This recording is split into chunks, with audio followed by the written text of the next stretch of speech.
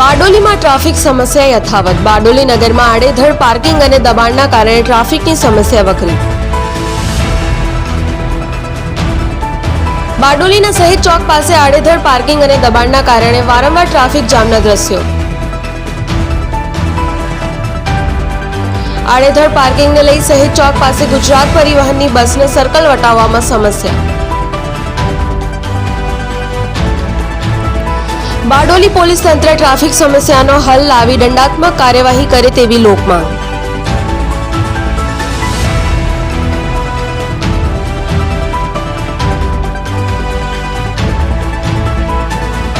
Bureau report, Jansakshi news, Bardoli.